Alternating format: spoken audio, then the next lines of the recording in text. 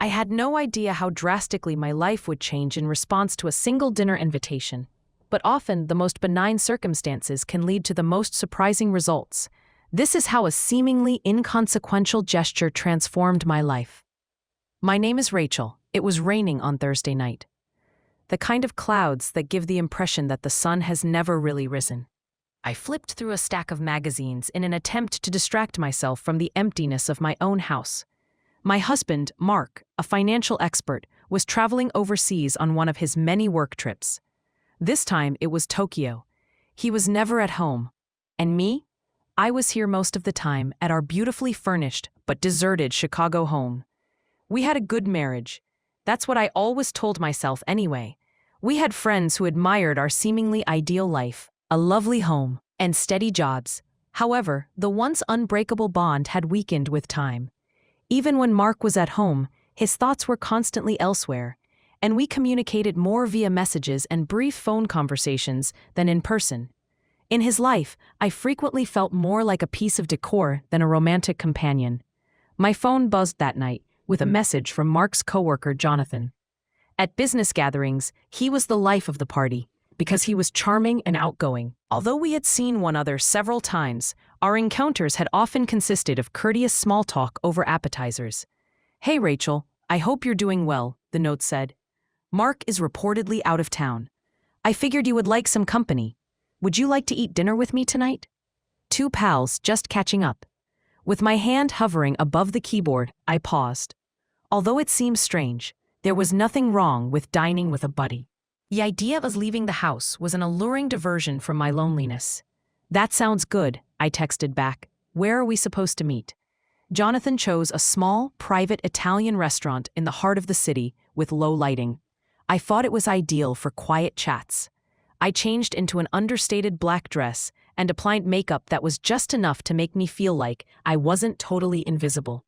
The perfume of fresh basil and garlic greeted me as soon as I walked into the restaurant.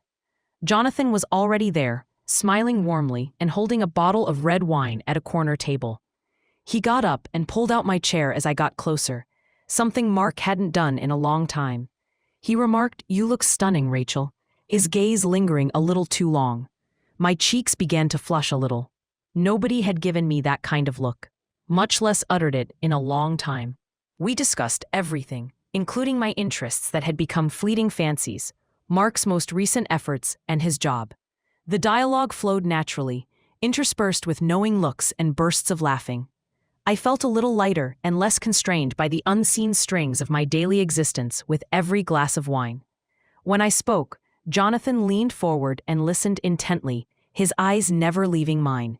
Being the focus of someone's world, even for a few hours, felt too nice. He told me stories about his previous travels, his goals, and even a few subtle compliments that made me blush as the evening went on. We were comfortable with one another, a relationship that was thrilling and perilous. Then Jonathan leaned across the table and lightly touched my hand while dessert was being delivered, a rich tiramisu that we agreed to share. Even though the touch was fleeting, it hung in the air like a flame that was just waiting to ignite. "I've always admired you, Rachel," he replied quietly, his voice full of earnestness. "You're not merely Mark's spouse. You're fascinating." His meaning-laden words hovered between us. I experienced a wave of feelings that I hadn't experienced in years: fear, want, and validation. I didn't back down even though I realized this was going too far. Rather, I looked into his eyes, drawn by an unidentified force. Jonathan insisted on taking me home after we finished our dinner. The wine had weakened my determination, but I still hesitated. The talk became lighter and more lighthearted in the automobile. For a brief while, we seemed to be the only two people in the world as we joked about our mutual friends and laughed at the absurd office politics at their company. I thought the evening would end with a straightforward farewell when we got to my house. Jonathan, however, leaned in, his face inches from mine, while I unbuckled my seatbelt. For a moment, I considered pulling away as my breath stuck in my throat. However, I didn't. Softly at first, then with an intensity that startled us both, his lips touched mine.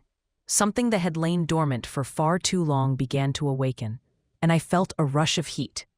I briefly allowed myself to lose myself in it, relishing the rush of being noticed and wanted. However, reality struck me like a chilly shower. With a beating heart, I withdrew. "We can't, Jonathan. I have a spouse, to your friend Mark."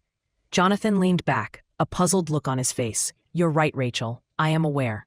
However, it seemed like more than supper tonight." I nodded, a flurry of emotions racing through my head. I knew that he was correct. Dinner wasn't the only meal. It served as a reminder of all I had been without. After saying, "Maybe we should just call it a night," I opened the door and stepped outside into the cool night air. Jonathan watched me go up the stairs to my front door and nodded. Before he drove away into the night, I gave him one last look. When I woke up the following morning, the previous night's events were playing back to me like a forbidden film. I had a knot in my stomach that was a combination of confusion, guilt, and an unidentified feeling. Who would I like to speak with? My pals wouldn't comprehend, and Mark was still out of town. I kept checking my phone throughout the day, partly expecting to see a message from Jonathan. However, nothing was present. Mark's typical texts on his meetings and flying information. Everything seemed so ordinary, so typical. However, I didn't feel normal at all. I felt tense, anticipating anything that might occur. My phone eventually buzzed that night. Jonathan was the one. "Can we talk?" is a straightforward message. My thoughts were racing as I gazed at the television. The temptation was great, but I knew that answering could lead me in a direction I wasn't sure I wanted to go. "Sure," I typed back. "Come on over." Jonathan showed up at my home with a more somber expression than the previous evening. There were many unspoken words in the silence between us as we sat on the couch. The silence was finally broken by him. "I apologize for last night, Rachel." His voice was earnest as he replied, "I didn't mean to complicate things." Searching for the appropriate words, I nodded. "I understand. It's simply I didn't anticipate feeling this way." Jonathan took my hand and held it tenderly. "I don't want to ruin your relationship with Mark. However, I can't act as though nothing is here." He was disarmingly honest. I struggled to balance my commitment to Mark with my inextricable bond with Jonathan. Everything seemed both plain and puzzling at that very time. I leaned in and kissed him without thinking. It was a kiss of desperation rather than passion. A desperate attempt to feel something. Anything but the numbness that had become a part of my life. With both of us panting, we withdrew. I was aware that I had gone too far and couldn't go back. The comfort was as instantaneous as the guilt.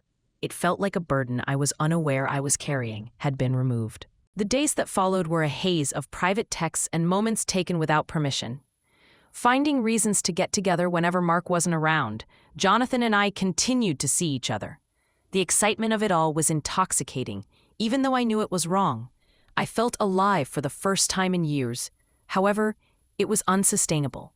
The falsehoods and the concealment were beginning to wear thin. I started yelling at Mark over insignificant things and ignoring his calls while Jonathan and I were together.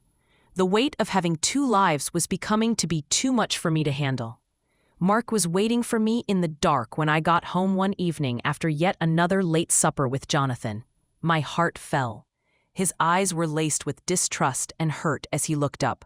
His voice was tinged with annoyance as he said, "Rachel, where have you been?" I paused, trying to think on the reason, but I was no longer able to lie.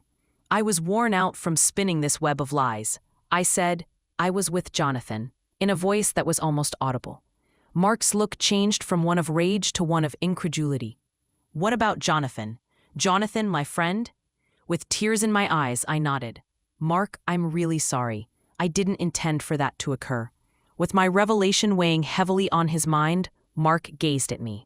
With a mixture of melancholy and rage on his face, he rose up and ran a hand through his hair. "Rachel, I trusted you, as well as him." His voice broke as he yelled, "How could you both do this?" I was at a loss for words to explain myself. I knew there was no justification that could make up for the greatest kind of betrayal I had committed against him. "I believed we were all right. I assumed you were content," Mark added, his voice breaking. With tears running down my cheeks, I gazed at him. I felt content. I was lonely, though. "Mark, you're constantly away.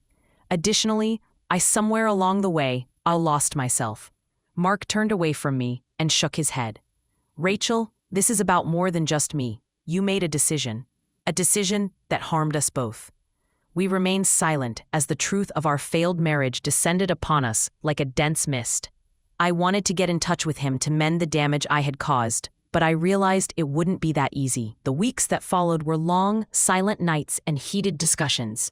Although the trust had been irreparably harmed, Mark and I attempted to restore what was remained of our marriage. We attempted to repair and attended counseling, but it felt like we were merely following the rules. After that night, Jonathan and I broke up right away. I couldn't look at him the same way, even after he apologized. He served as a reminder of my errors and the decisions that brought me to this point. I had to break with the past in order to rediscover who I was. Eventually, Mark and I made the decision to part ways. Although it was an unpleasant choice, it was also essential. Both of us required time to recover and discover our identities apart. I experienced a strange mixture of relief and melancholy as I packed up my belongings and moved into a little apartment downtown. I was left to pick up the pieces when my life took unexpected turns. Life can lead us in unexpected directions at times. I never intended to do harm to anyone, least of all my spouse. But I lost sight of what I already had in my quest for more. It's simple to become engrossed in the excitement of the present and overlook the repercussions. But if my story can remind you of anything, it should be to be grateful for what you have. Be truthful with yourself, as well as with other people, because a short moment can sometimes cost far more than you could have ever anticipated.